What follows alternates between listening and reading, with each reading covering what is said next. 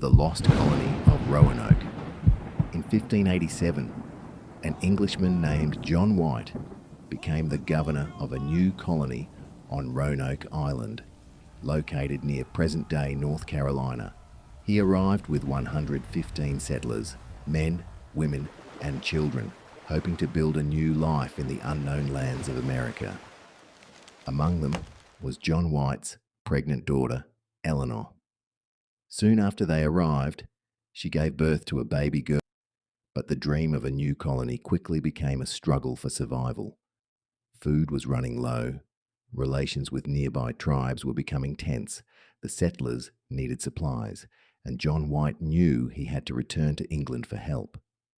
He promised he would return soon, but he had no idea that goodbye would become permanent. When John White reached England, everything changed.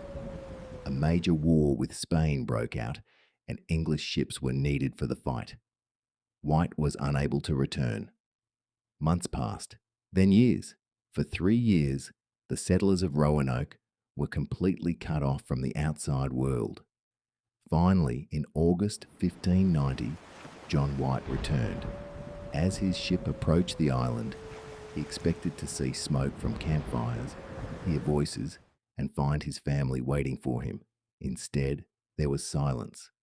White and his men stepped onto the shore and walked toward the settlement. But something was terribly wrong. The houses were not destroyed.